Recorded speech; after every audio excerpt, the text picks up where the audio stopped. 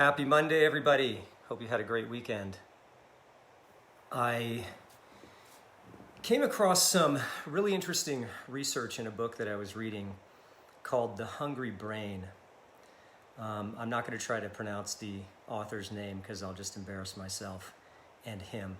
But the name of the book is The Hungry Brain, and it's a deep dive into how and why the brain regulates appetite, regulates satiety or a sense of fullness, and regulates metabolism. So for me, that kind of thing is really interesting. For most people, they wouldn't want to read a 300-page book about that, but I am always looking to understand the real reasons why it is that we struggle with our behavior in a modern setting. And books like this, besides being really fascinating to me, are a really great way to take a deep dive into the science of how the brain works so that we really understand why the brain does what it does and how it does what it does and how what it does influences our behavior, especially around food. So we all overeat, and let's take a look at why that is. There are a number of different reasons as to why it is that we overeat.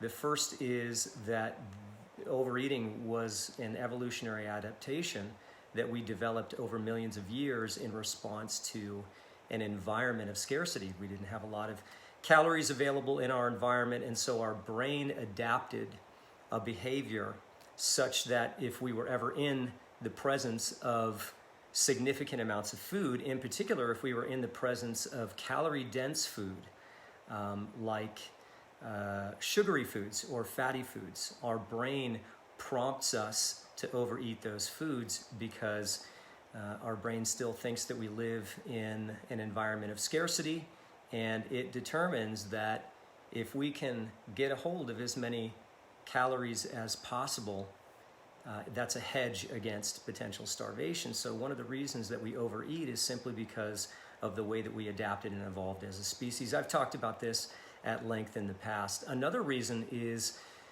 food science. Food processing companies hire food scientists to specifically formulate foods in a way that stimulates a response in the reward centers of our brain.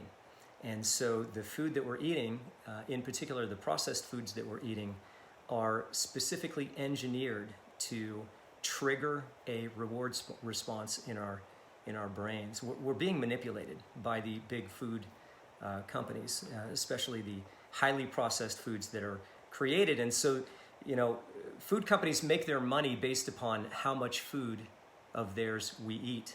And so, from an economic perspective, it makes a lot of sense for them to try to build in measures that would support us eating as much of their food as possible. So they actually engineer foods in a way to appeal to the reward centers in our brain.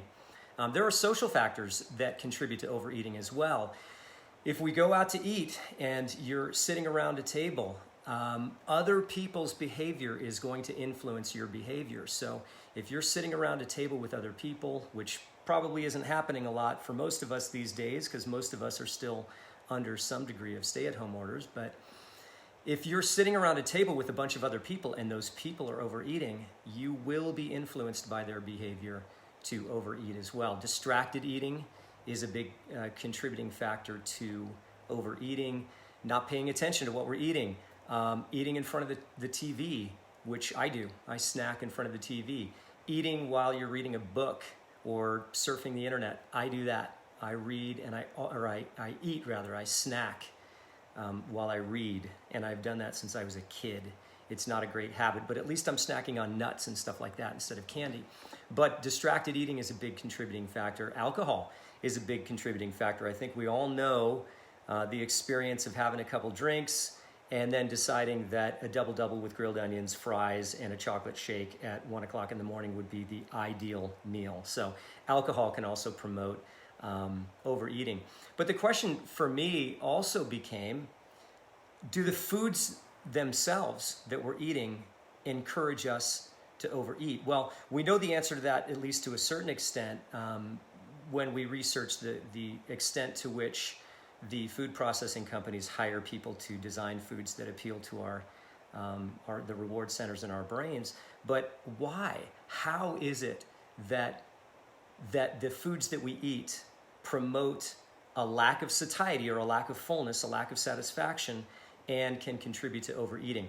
And first of all, overeating can be problematic from a health perspective. Obviously, overeating can lead to overweight and obesity.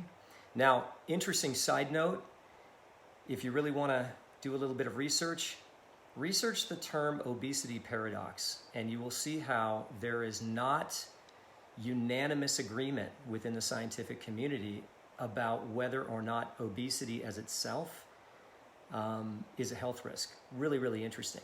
But overeating obviously promotes overweight and obesity, type 2 diabetes, hypertension, heart disease, a variety of different health factors, so it's problematic. So how is it that the foods that we eat can contribute either to a sense of satiety? And when I say satiety, I mean a sense of fullness, a sense of satisfaction, and a sense that we no longer need to keep eating. How can the foods that we eat contribute to satiety, or how can they contribute to a desire to continue eating and result in overeating? Well, the research indicates that there are different properties and characteristics of food that will either lead to what's known as a low satiety rating on the satiety index or a high satiety rating on the satiety index, meaning there are foods that will either not give you a sense of fullness or really give you a sense of fullness so that you don't really have to continue eating or overeat. So what are these properties? Well, there are 5 properties, 5 characteristics of foods that contribute to a lack of satiety, a lack of fullness, a lack of satisfaction, and can promote overeating. And those characteristics are high calorie density, high palatability, high fat content, low fiber content, and low protein content. I'm going to break each one of those apart. But again, those 5 characteristics of foods that contribute to a low sense of satiety and fullness are calorie density, high palatability, high fat, low fiber, low protein.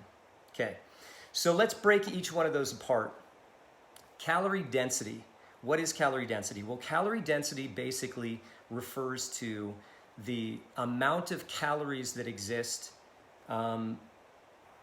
in relation to the amount of food that you're eating. So a calorie-dense food would be a food that has a lot of calories but isn't a lot of food. And a food that has low calorie density would be a food that has low calories and a high amount of food.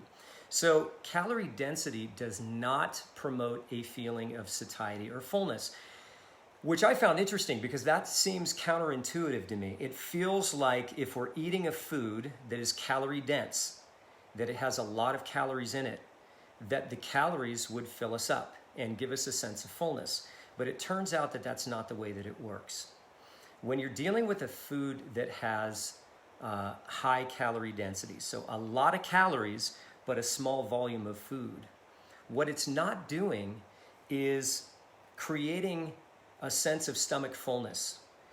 One of the ways in which our brain recognizes that we are full is based upon stomach distension or stomach fullness, which simply means the degree to which our stomach is stretched based upon the amount of food that's in it.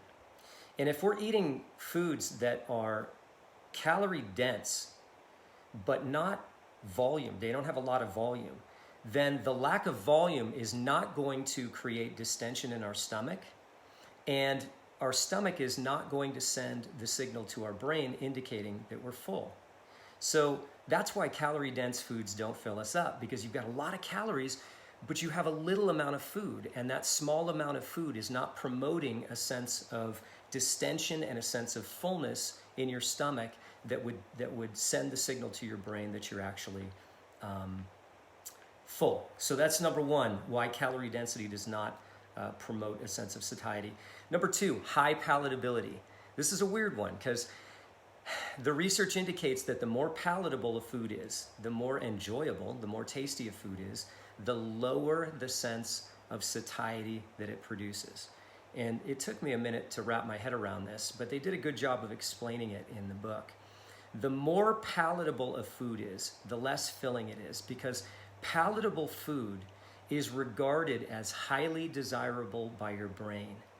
And again, it goes back to the fact that our brains still believe that we are operating in a landscape 50,000 years ago and that calories are scarce. And if we come across a food that is highly palatable, that's an indication to our brain that it's highly desirable. Highly desirable meaning that it has a lot of sugar or a lot of fat in it. And our brain then removes barriers from eating it and from overeating it. So it actually encourages us to overeat these highly palatable foods, which I found to be really interesting. The third feature or characteristic of foods that don't fill us up is a high fat content. High fat content kind of refers back to the calorie density issue. If a food has a high fat content, that's going to mean that it's calorie dense. There are a higher number of calories in a smaller amount of food. And it's going to be less filling per calorie. Again, it's kind of counterintuitive because fat kind of makes us feel full, but it doesn't give us a long-term sense of satiety, and we end up wanting to overeat more and more and more. Fat makes us eat more because it's one of the features of highly palatable foods, and we already talked about the fact that highly palatable foods are foods that our brain determines are desirable, and our brain kind of removes barriers from us eating those foods and continues to promote hunger when we eat highly palatable foods. So high fat content is another indication of a food that does not promote satiety. Low fiber. The more fiber a food has, the more filling it is, the more volume of food in your stomach. Low protein content does not promote a sense of fullness and satiety. Research shows that protein is more filling per calorie than carbohydrate or fat. So I guess the lining of your small intestine and your pancreas detect levels of dietary protein in the food that you're eating and relays signals to your brain, probably your brain stem or your hypothalamus, to indicate that there are high volumes of dietary protein, and therefore that signal would promote a sense of fullness or satiety. I hope that makes sense. It's interesting because some of these characteristics seem counterintuitive. It doesn't seem counterintuitive that foods that are calorie dense wouldn't fill us up. It doesn't seem to make sense, rather, that foods that are calorie dense wouldn't fill us up. It doesn't seem to make sense that highly fatty foods wouldn't fill us up. So some of these characteristics are really interesting. I found them really interesting. So as an example, I want to compare a Snickers bar, which would be a food that is not going to promote satiety, with a large baked potato, which is a food that has been shown on the satiety index to promote a high sense of satiety. So let's take a look at these. I've actually broken down the makeup of each one of these foods so that we can compare them side to side and understand why it is that a Snickers bar is not going to make you feel full, but a baked potato is. So here goes. A Snickers bar is a calorie-dense food. As we know from the rules, the calorie density does not promote a feeling of satiety. So in a 1.9, let's just say 2-ounce Snickers bar, there are about 250 calories. So in a Snickers bar, 250 calories in a 2-ounce serving. Whereas in a large baked potato, there are about the same number of calories. There are 278 calories in a 10.5-ounce baked potato. So the baked potato is 5 times the size of the Snickers bar, meaning that it has 5 times the volume, 5 times the mass of a Snickers bar, but at roughly the same calorie content. So it's easy to see by that example that a 2-ounce Snickers bar is calorie dense, so you're going to get a lot of calories in a small amount of food, whereas a 10.5-ounce potato, which is over 5 times the size of the Snickers bar, has roughly the same amount of calories, but it's going to promote that stomach distension and that sense of fullness in the stomach, and that's going to relay the signal to your brain that you're full. The baked potato has over 6 times as much fiber as the Snickers bar has, and we know that low fiber equals a low sense of satiety. So the Snickers bar has only 1 gram of fiber, whereas the baked potato has over 6 grams, 6.5 grams. So you're going to get a greater sense of satiety from the baked potato because it has 6.5 times as much fiber. The Snickers bar has 12 times as much fat as the baked potato does. The baked potato has 0.2 grams of fat, whereas the Snickers bar has 12 grams of fat. So we know from the properties of food that do not promote satiety that high fat content does not promote satiety. So the Snickers bar has 12 times as much fat as the baked potato, which is going to correlate to a low sense of satiety if you eat the Snickers bar. The baked potato has almost twice as much protein as the Snickers bar does, and we know that more protein is going to promote a greater sense of fullness and satiety. And here's an interesting one. The Snickers bar has 33 grams of carbs, whereas the baked potato has 63.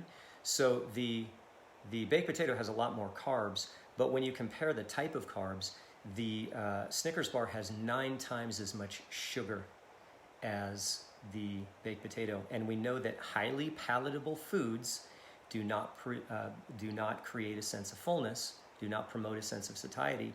And sugar is one of the greatest characteristics of palatability in food. So the Snickers bar has 9 times as much sugar, which is going to make it much more palatable than a baked potato.